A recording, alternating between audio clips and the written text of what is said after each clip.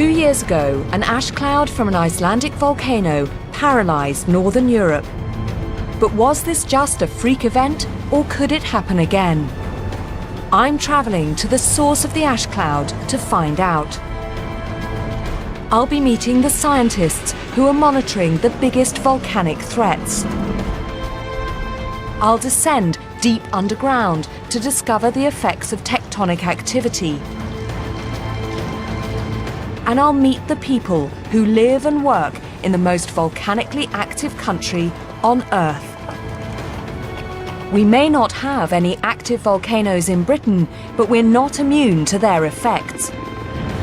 What can we learn from Iceland about living with volcanoes?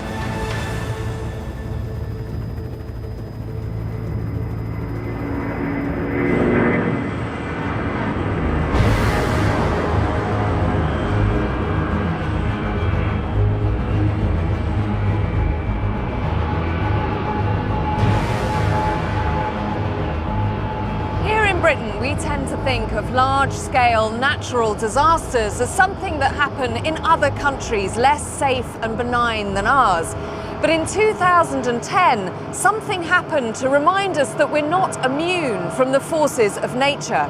A volcano erupted over 1,000 miles away in Iceland, but in a matter of hours it brought our modern, high-tech world to a juddering halt.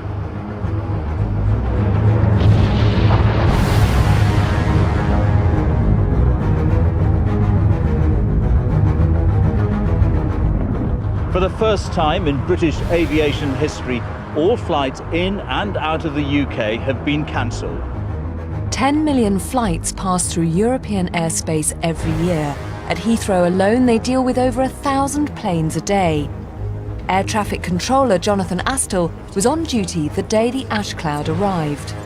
We know that putting volcanic ash through an engine of an aircraft is a bad thing to do. In this case, it was very much like glass, which if you throw a box full of bottles through an aircraft engine, that's not going to be good. It's going to melt, it's going to really do some serious damage. In a matter of hours, European aviation authorities were forced to shut the skies. I've never worked so hard for so few aircraft flying. I mean, it's just incredible. And at one point it felt like it would never end.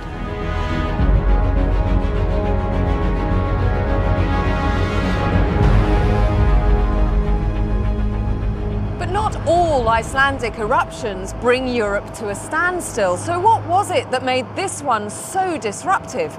And most importantly, could it happen again? To find out, I'm heading for the country where all this began.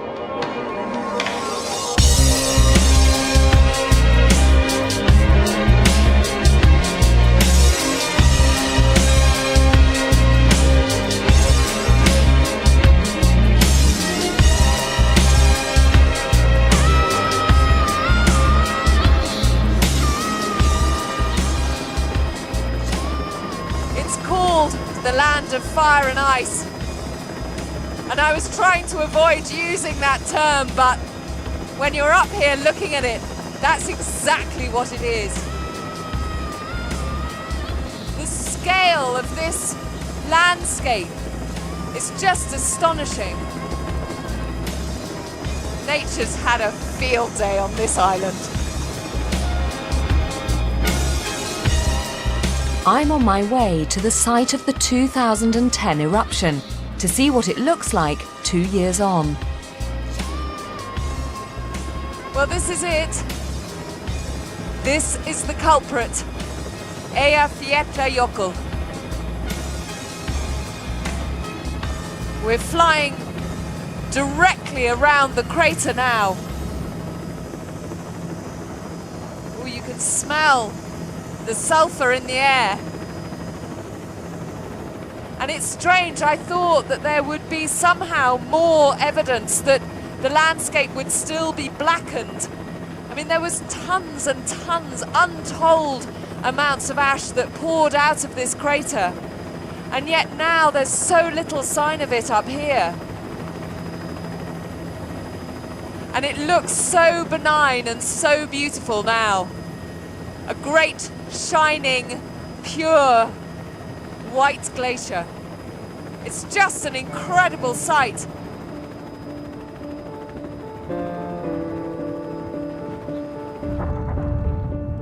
The eruption was on a scale that we hadn't seen in living memory.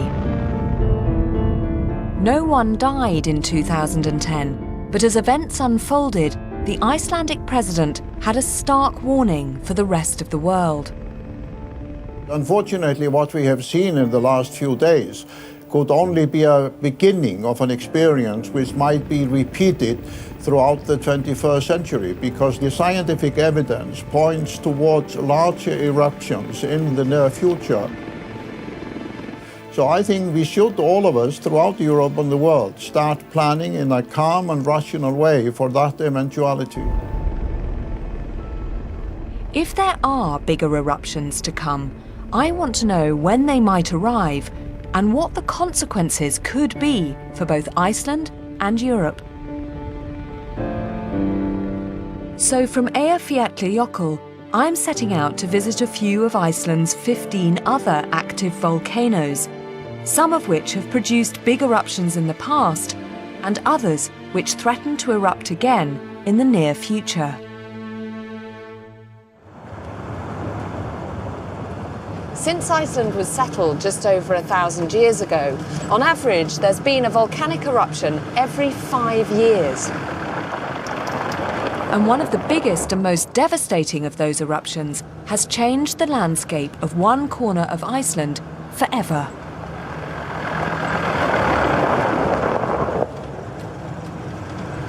I think this is the strangest, most otherworldly landscape I've ever seen. It's just great, chaotic lumps and piles of rock covered in this thick, khaki grey moss. It's just weird. It's almost as if some giant crumbled up pieces of cake all over the plains and they've gone mouldy.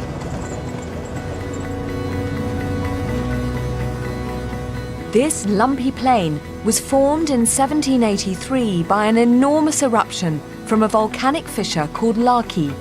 At over 20 kilometers wide, it's part of the biggest single lava flow on the planet. To hear how it all happened, I'm meeting Hinrik Olafsson, a guide here in southern Iceland. All around Iceland.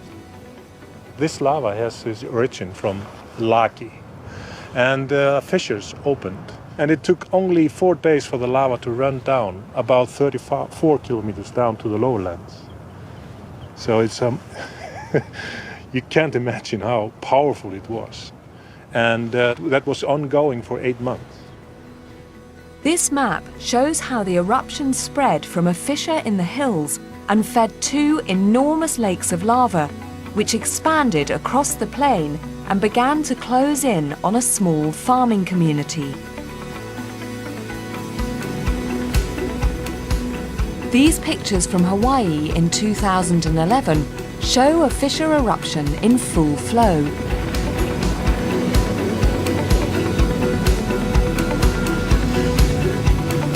The lava fountains that burst from this short fissure were up to 50 meters high. It gives some idea of what the eruption in Iceland must have looked like. Although in 1783, the fissure was 25 kilometers long, and the fountains of lava were 500 meters high, as tall as skyscrapers. Lava from the fissure spread over a vast area, as far as the eye can see.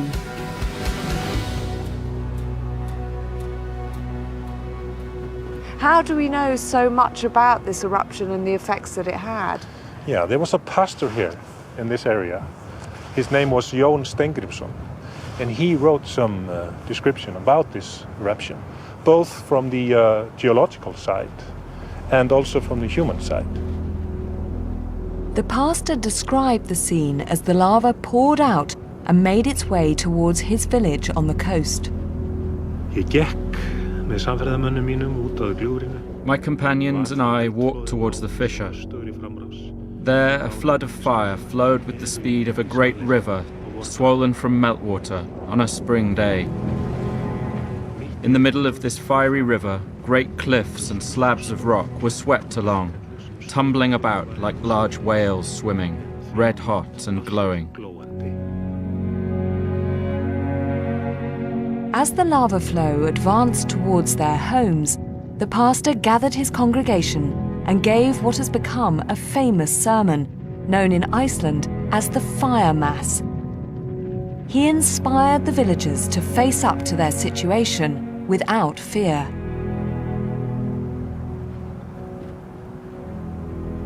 His church was near here. Was it in a village that was eventually engulfed in the lava?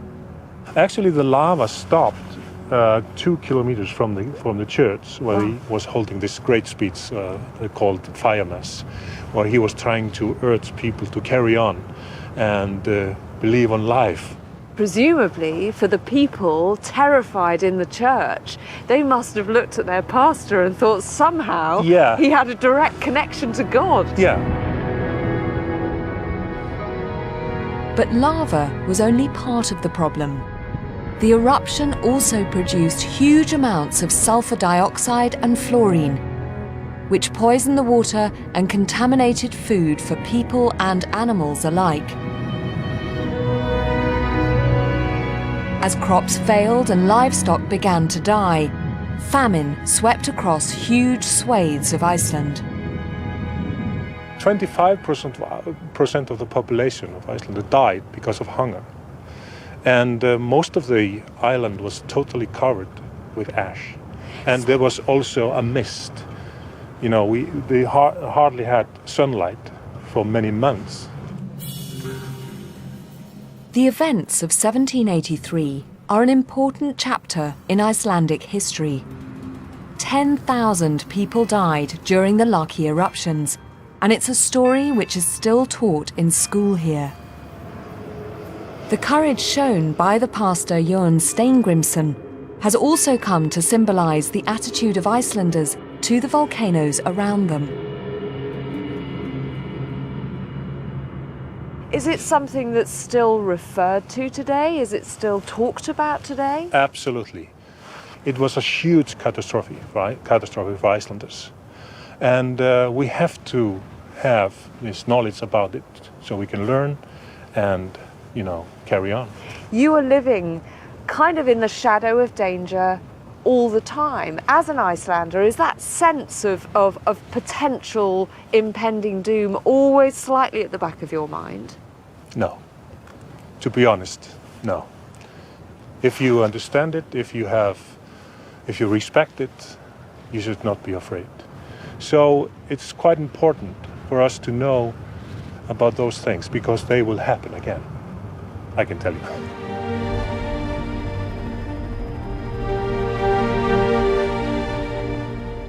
In 2010, it was a cloud of volcanic ash that made its way to Europe.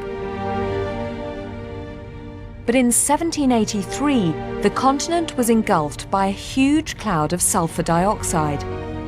If a similar eruption happened again today, that toxic gas could have devastating consequences, particularly in densely populated areas like London.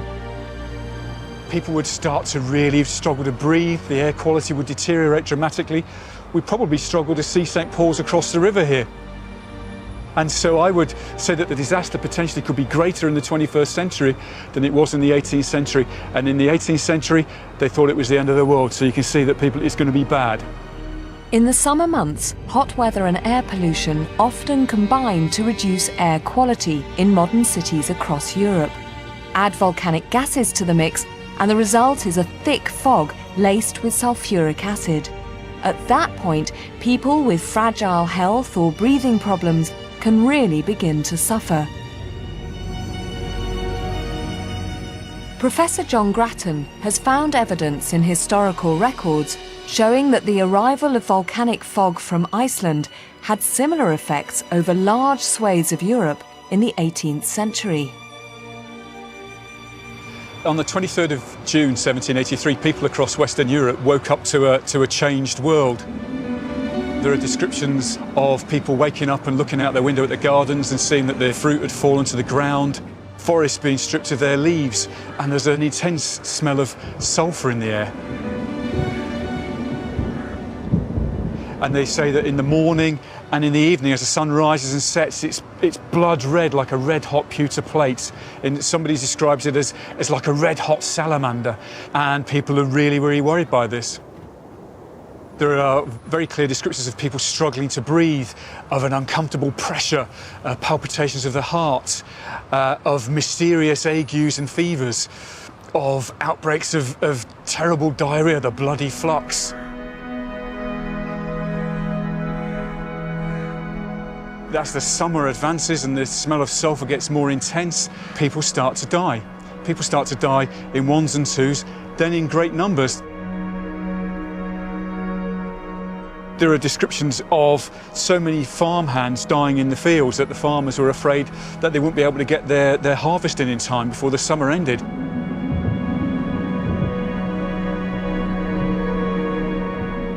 Within the parishes we've looked at in England, we're looking at about 30,000 extra deaths, a doubling of the death rate, and it certainly seems to be higher than that in France.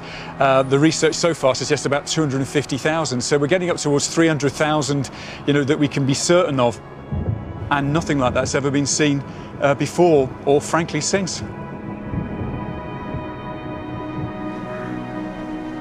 It's quite natural at this time to invoke God. There are sermons which tell people that we think this is the end of the world, boys and girls, and you better start to take note of your soul. This is Armageddon, and you better take note of it.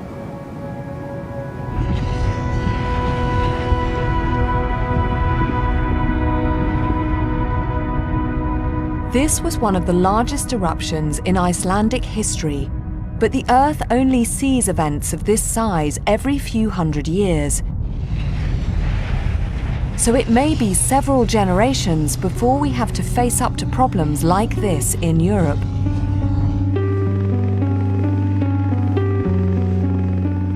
The colossal volcanic scar from the Lakagígar eruption now stands as a monument to the lives that were lost. And this is just one of many fissures which cut across this landscape. The fissures in Iceland are part of a network of rifts that cross the entire planet. These are the boundaries between the tectonic plates, and they're home to 80% of the world's volcanoes. Iceland straddles one of those plate boundaries, where for 50 million years the North American and Eurasian plates have been moving in opposite directions.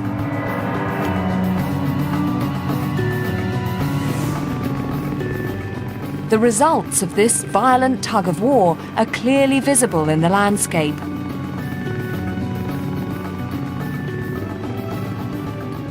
As the plates pull apart, magma rises from the Earth's mantle to fill the gap. Millions of years of eruptions have piled lava flow upon lava flow to create an entire country. So the rift that splits this island in two is the birthplace of Iceland itself. And in the future, Iceland will continue to grow, which makes it vital that scientists understand exactly how the process works. Here in the southwest of the country, a recently explored site represents a unique opportunity to study one of these volcanoes not just on the surface, but from the inside. I've come here with Bjorn Oddsson, a volcanologist who's keen to get a first look at this geological one-off.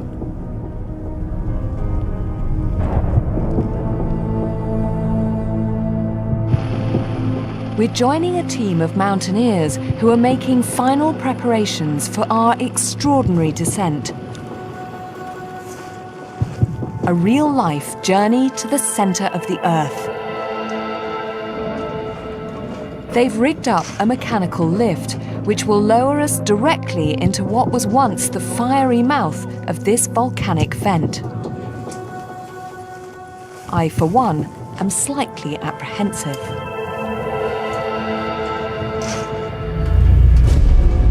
Now, you've never been down here either? No, I've never been here. Are you a little bit nervous about this slightly Heath Robinson piece of kit that we're descending into the bowels of the earth in? I think it will work. I hope so. I hope so too.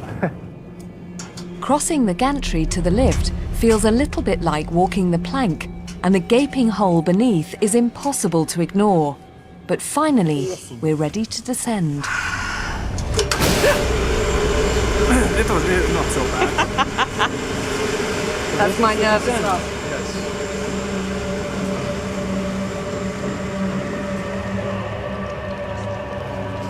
Okay, we're getting into a very narrow bit here. It's a strange feeling being slowly swallowed up by the mouth of a volcano.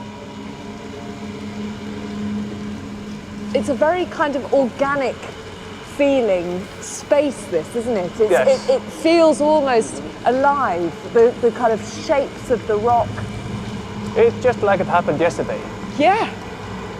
And what's amazing, just looking at the walls, Yes. is you can kind of see the bits of magma kind of left on the side of the chamber.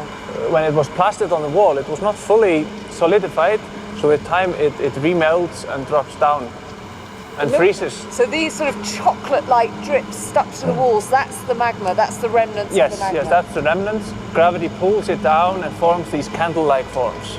That's incredible.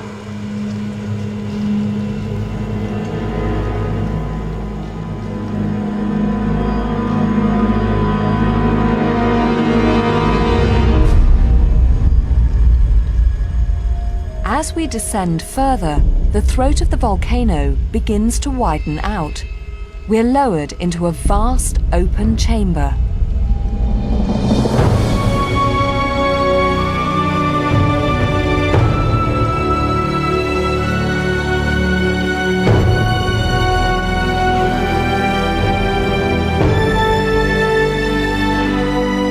From top to bottom, it's 150 meters, taller than St. Paul's Cathedral. We're now deep inside the body of this volcano, in a space that would once have flowed with liquid magma.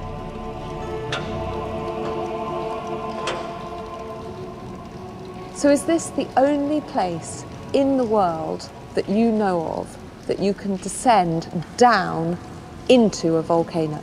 Yes, as I know. And this is very special because all the magma has drained away from here to the surface. So in normal circumstances, this immense cavern that we're standing in now, it would be full of magma. It would be full of magma. Yes, or lava afterwards. Yes. Yeah. I'll tell you what's so extraordinary that I really wasn't expecting was the colour. It's just a riot of every colour you can think of. That's due to many reasons. And Iceland and Icelandic mountains, they are built up with many lava layers and many events of volcanic eruption. And we see both ash and lava from different types of volcanic eruptions. So this is like an open book. You can read the story of this mountain.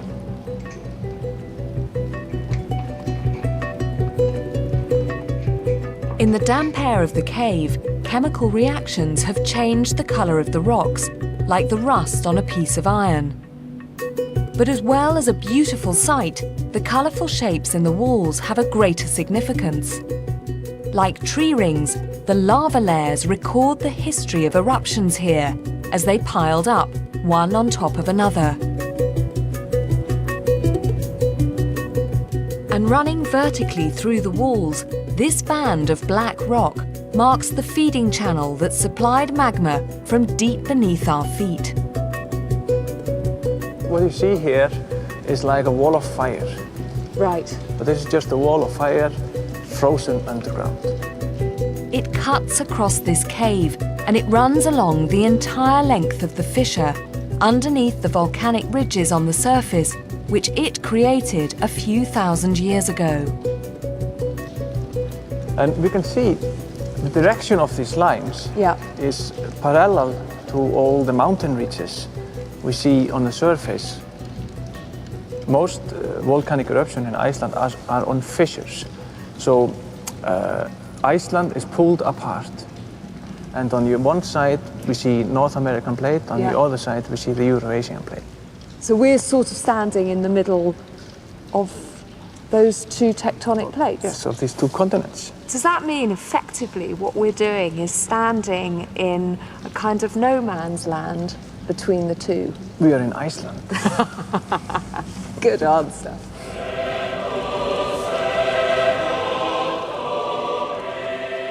This volcanic cathedral provides a fascinating new perspective on Iceland's central rift. And research here should help scientists like Bjorn to understand better how the opening of that rift controls Iceland's volcanic activity. The last eruption on this part of the rift was 3,000 years ago. But other parts of the rift have opened up much more recently, as the inhabitants of an island just off the south coast of Iceland can testify.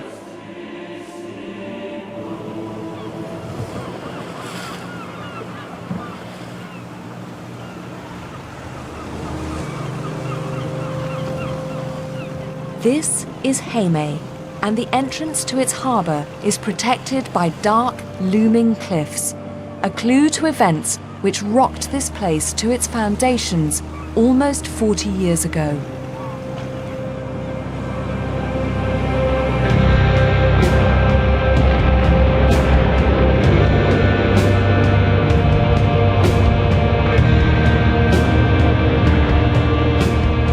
Does this volcano come as a complete surprise to you, or did you have any warning?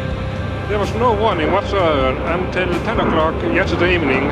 Which was the earthquake? Yeah. Yes.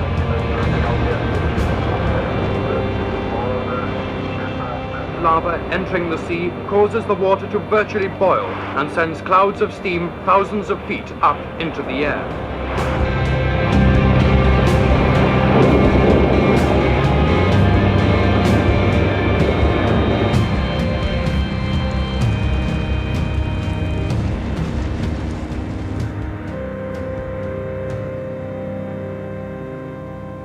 On the morning of January the 23rd, 1973, a fissure a mile long opened up and split this part of the island in two. Great fiery fountains of lava lit up the night sky, alerting the people in this town that they had to escape, and quickly.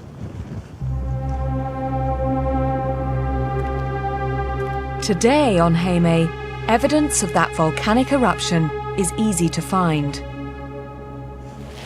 This was the stuff that was coming out of that fissure. It is actually a sort of ash, but it's more like gravel, and it was literally raining down. But of course, it wasn't cool, inert stuff like this. It was at about 1,000 degrees Celsius, and this wasn't all that was coming out of that fissure. There were enormous lumps of lava like this. This is called a lava bomb, and these were being thrown out, great molten lumps of rock that came thudding into the ground. So to be here when that happened must have felt like being in a living hell. To the 5,000 inhabitants of this tiny island, it felt like the end.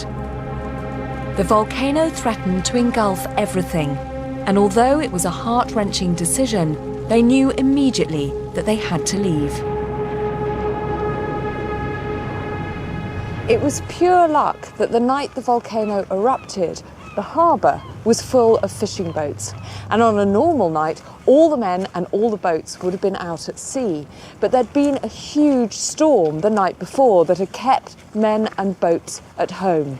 So when the volcano erupted, suddenly there was a means of escape from what must have seemed at the time an inescapable fate. Most of the population was evacuated to the mainland by boat, but Heimey's natural harbour makes it the most profitable fishing port in the whole of Iceland, and no one was willing to abandon this place for good. Determined to preserve their way of life, about 100 men stayed behind to try and save as many homes as they could.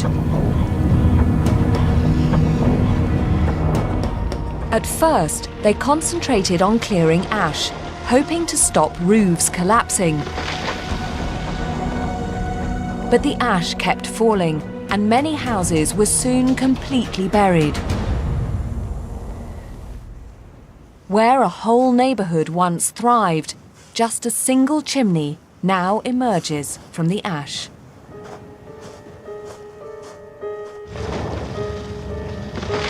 After a month, the eruption showed no sign of abating, and a huge lava flow advanced towards the town, consuming everything in its path. And when the lava finally reached the coast, it began to threaten the most valuable part of the island. The harbour entrance in Heimaey was just a few hundred meters wide. But as lava added new land to the coast, there was a real chance that the gap might be closed forever. For those who had stayed behind, like local welder Halleid Tryggvason, that was the moment the real fight back began. We knew we had to save the harbour because our livelihood depends on being able to sail out to sea. If we're going to live on this island, we have to be able to fish. Our town and way of life wouldn't last long without the fishing industry. That's just the way it is. It seemed impossible that anything could be done to save the harbour. But something that had happened 10 years earlier provided a glimmer of hope.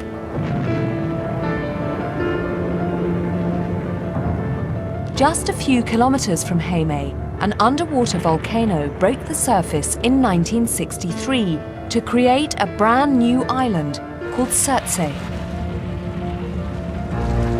As lava flowed into the sea, one volcanologist had watched as it cooled and hardened on contact with the water, creating a barrier which diverted the flows behind it. 10 years later, he realised that what he'd witnessed could be the key to saving Heimaey's harbour, and he proposed that they spray seawater directly onto the advancing lava. I was put to work welding pipes together. As soon as we began spraying cold seawater on the lava, it started hardening and gradually heaping up. We noticed that the lava was losing ground and actually being diverted. So everyone was saying, "It's working. Spray more on it, spray more." Halle and the rest of the team worked around the clock. A huge network of pipes was put together, and extra pumps were shipped in to get water right into the heart of the lava flow.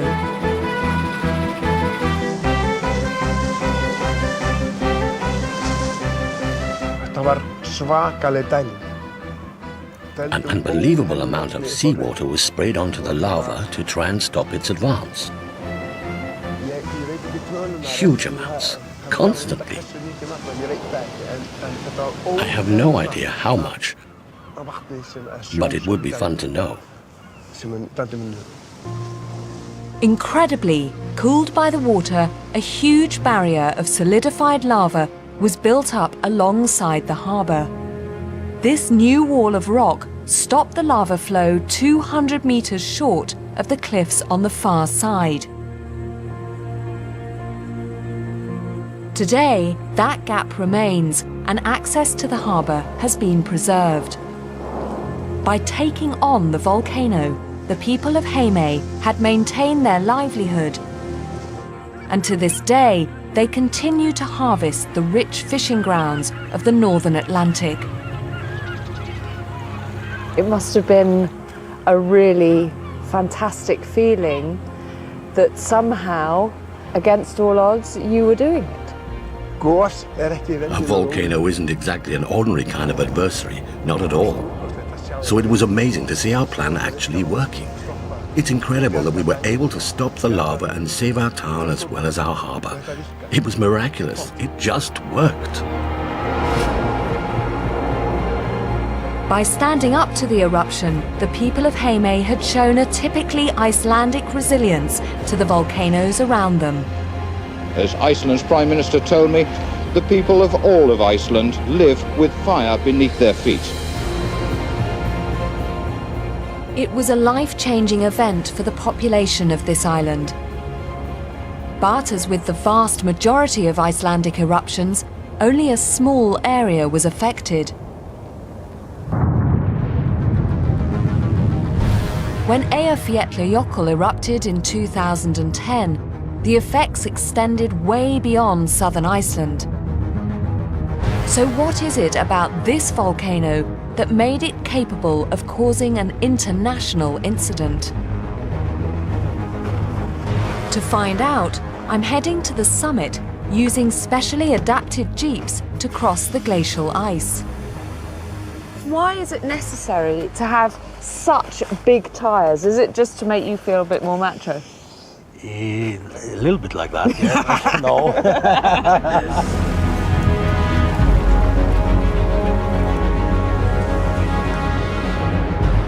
We climb 1,500 meters before arriving at the crater's edge.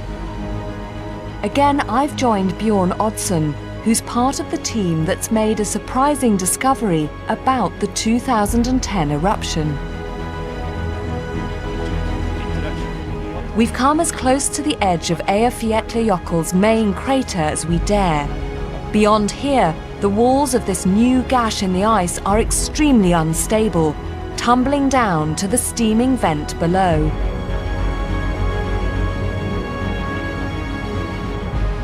So we are standing here on the rim of Eyjafjallajökull volcano, and we're going to look into the crater with a thermal camera and see the heat that's still generating 2 years later.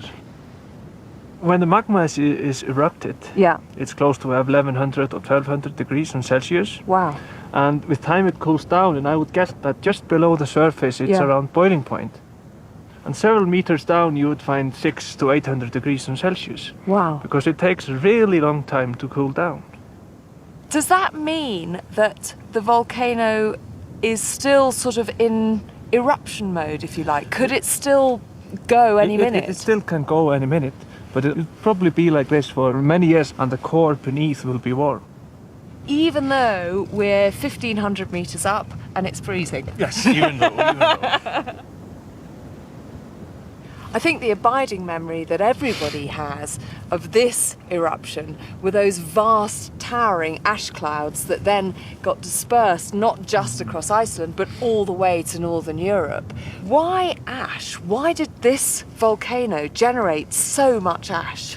That's due to the volcanic happening under ice. So it produced a lot of meltwater, and the interaction between the lava and ice breaks up all the lava and forms ash, which is transported into ash plumes and dispersed in the atmosphere. Meltwater in the summit crater interacts with the lava emerging from the vent. The resulting steam explosions rip the magma into tiny fragments, better known as ash.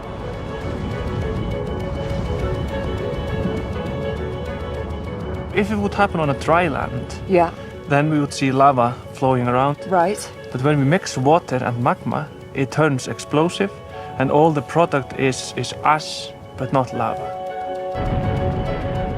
During the eruption, 250 million cubic meters of ash was blasted high into the atmosphere.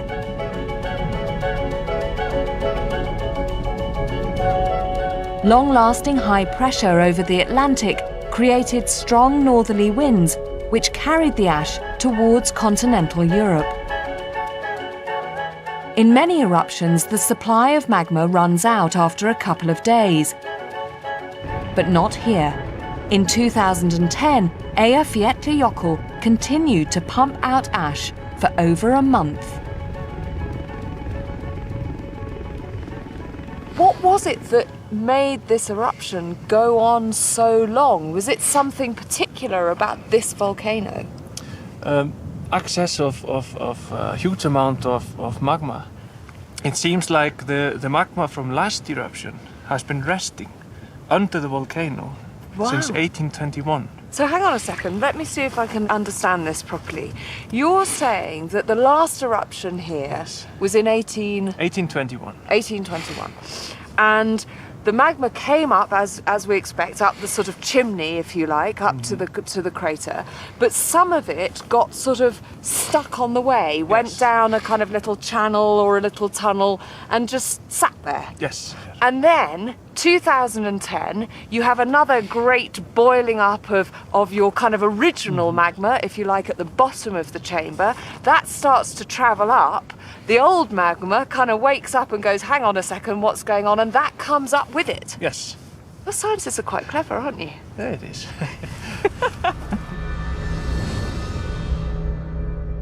So when Eyjafjallajökull came to life once more in 2010, the old magma was stirred up, and it too emerged from the crater, adding to the volume of ash and extending the eruption for much longer than expected.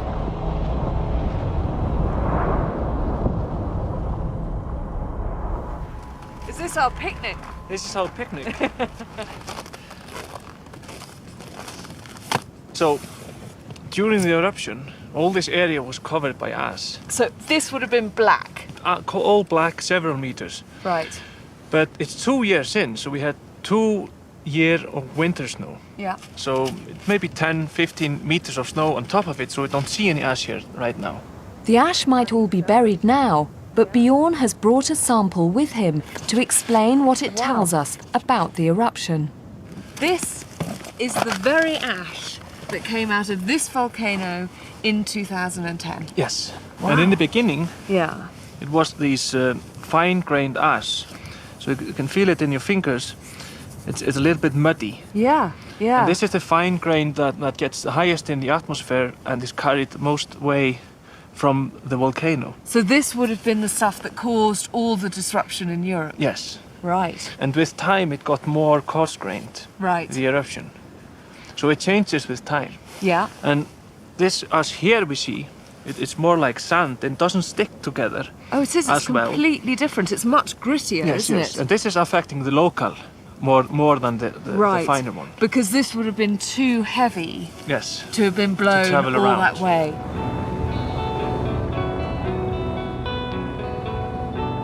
Until 2010, this was considered a dormant volcano,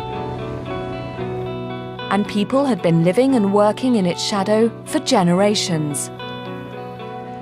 Helga Haraldsdottir has a small farm beneath Eyjafjallajökull, and I've come to see how she coped with the eruption here 2 years ago. So can you tell me what happened on that morning when the eruption started? What did you hear and see? We just saw this big gushes of ash coming up and going east over the mountains. So it was at that point it was going away from you? Yes, it was going away. And we immediately started to prepare, trying to tighten all the houses, getting animals inside and prepare for it. Helga's photographs, taken when the eruption began, show westerly winds taking the ash away from her land. But after just 2 days, the winds swung around to bring the ash cloud straight towards her farm.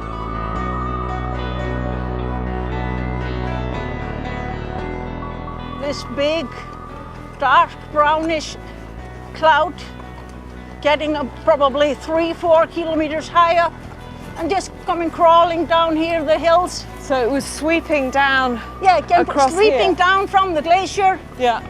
And in the end, we just disappeared into it. Everything was pitch black and we didn't see anything.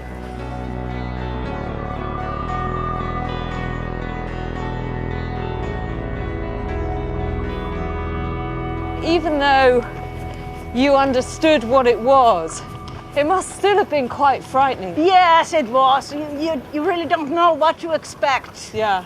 You never know how you're going to react to it, really. It was just like Christmas snowing, except it was black. It was not that heavy, but it was like a fine sand got into your eyes, into your mouth. I mean, it sounds perhaps a rude question, but did you not think that buying a farm sort of right underneath a volcano was possibly unwise? No, I don't think so. I don't think anybody considered Eyjafjallajökull as an active volcano. Really? It hadn't erupted for 200 years and we didn't really think it would go off. Wasn't your first reaction just to run away? I mean, what did you do? No, my first reaction was get all the horses inside. We were getting everything inside and well, it was that close. We were putting the last horse ass inside the door when heaven falls upon us. Was it covered in ash? It was absolutely pitch black, everything. It was from 5 centimeters thick. And then as it went closer to the volcano, it just got thicker and thicker. Helga and her family, along with the other local farmers, were evacuated. They could only visit once a day to feed their animals and had to wear masks to keep out the ash. The eruption had come at the worst possible moment because April here is the start of the lambing season. It's a part of the year that can be stressful at the best of times. But for Helga in 2010, it was a nightmare. Even with the animals inside, the thick ash cloud still crept in through windows and doors. Did you notice any adverse health effects from this ash on you or indeed your animals? I couldn't see any on the adult animals, but we lost the first 6 or 7 lambs. Wow. So I think it was just the amount of ash in the air was too much for them. But I always slaughter some lambs in the autumn, and I noticed they had black spots in the lungs. Some tiny, another larger one. Then I killed one, a 2-year-old, and she had brownish stripes in her lungs, as big as the thickest of my finger. Wow. Just going through the lungs. Are you worried that, you know, given the state of your sheep's lungs, that your lungs might not be so great either? Yeah, I think I got some ash down there, but... You're coping? Yeah, I can then use it as an excuse when I can't run anymore.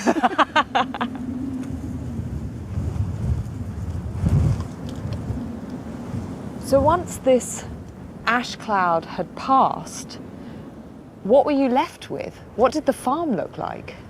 Well, everything was kind of in grayish, dark colors. We had about 5 to 7 centimeters thick ash over everything. Then when it rained, it got into this disgusting mud. Oh. And then when it dried up again, it was just like a concrete over everything. What did you think you could do? Nothing. You couldn't do anything. You just have to wait and see what will happen. And we took the point early on that we're just gonna try to stick with it, see how it goes, but we were not gonna throw in the towel yet. So what happened to all the ash? I mean, did you literally have to sort of scrape it up? No. It's just sitting under the grass. Yeah. Yep. Looking at the area around the farm now, it's hard to believe it was once blanketed by thick black ash. That's the pumpkin map. God, it is beautiful here. Yes, it is. Oh, look at your lambs. Bra! Vertu gæsaláttum. This year's lambing season has just begun, and life on Helga's farm has returned to normal.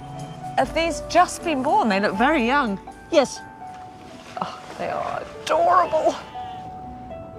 Have you ever thought, actually, I just want to move? No. It's the best spot in Iceland. Really? Yes, it's way colder, just 10 kilometers to the east or west over the winter. So it's the best spot in Iceland. And if Eyjafjallajökull was to decide to erupt again next year, would you still feel the same? Yes, I think so. I would just be a little bit more prepared what to do.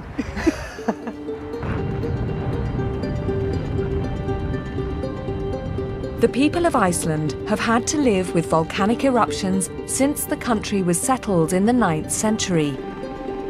Since then, there's been a pattern, a peak in the level of activity which comes every 140 years. Scientists believe that the next peak could come as soon as 2030. but events over the last couple of years suggest that things might have already begun to pick up. In March 2010, there was a spectacular lava eruption just a few kilometers from Eyjafjallajökull.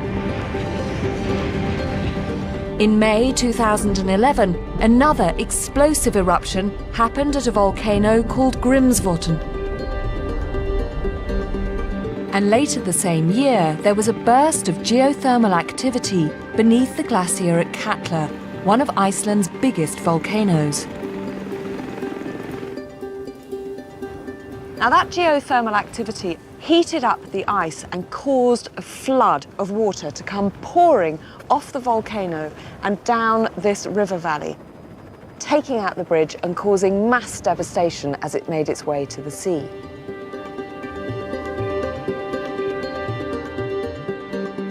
Katla is just 20 kilometers from Eyjafjallajökull, but it's much, much bigger. And in Iceland, many people are worried that an eruption here could be next. The time for Katla to erupt is coming close. I don't say if, but I say when. So I think it is high time for European governments and airline authorities all over Europe and the world to start planning for the eventual Katla eruption. I'm heading for the summit of Katla to see how scientists are using the latest technology to keep a close eye on this volcanic giant. Crossing the vast summit ice cap, we're joined by Dr. Benny O'Faigson, the man in charge of monitoring efforts here on Katla. He leads us to a rocky outcrop rising out of the icy plain, the highest point for miles around.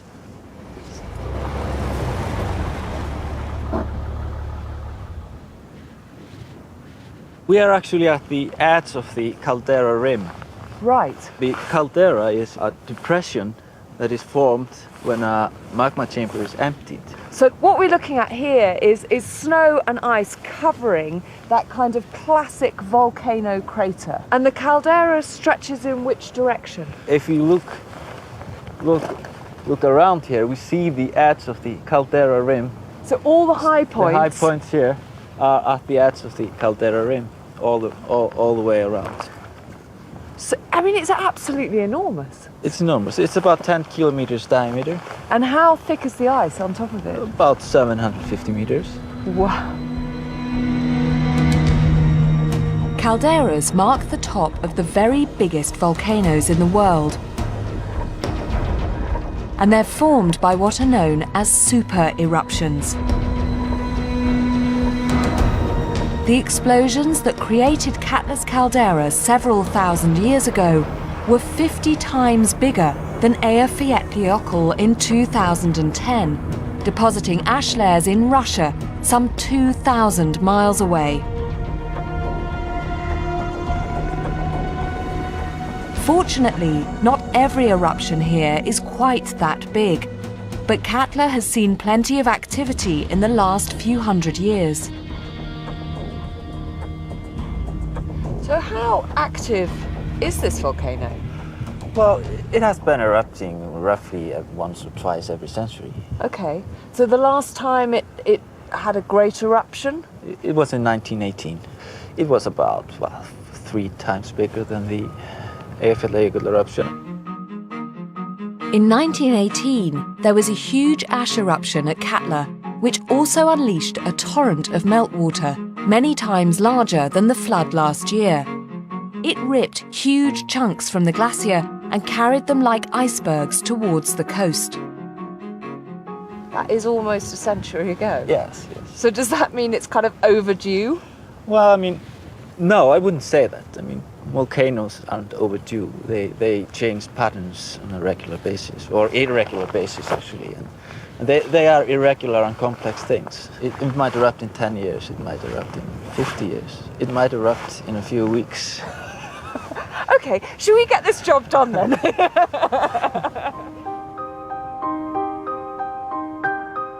The length of time between eruptions at Katla varies a lot, so the only way to anticipate the next episode of activity is by carefully monitoring its behavior.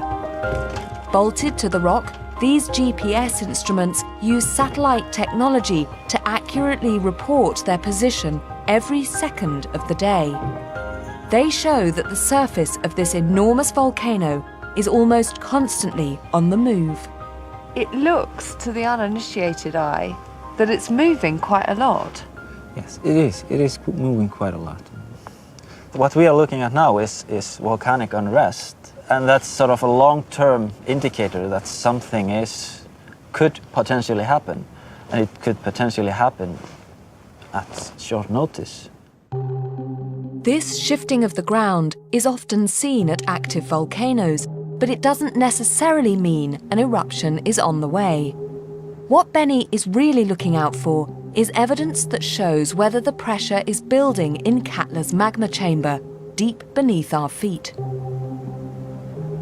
How does magma accumulating kilometers below us, presumably, how does that affect a GPS instrument right up here on the surface? You have a magma chamber below a volcano. Yeah.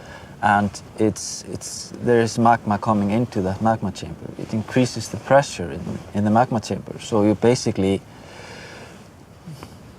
increasing it in size. Right, so it's like blowing up a balloon. So you see it on the surface. Okay.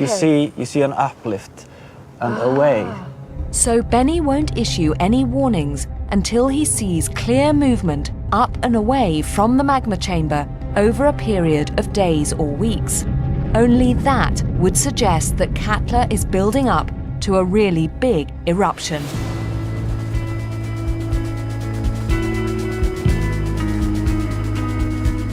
When Katla does erupt again, the consequences could be a lot more serious than the ash cloud that reached us 2 years ago.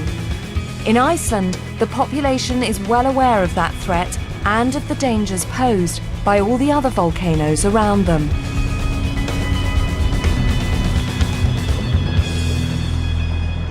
I've now met a whole series of locals, scientists that are involved in how eruptions work and monitoring the volcanoes, and then just the regular people who live alongside them and with the consequences of them.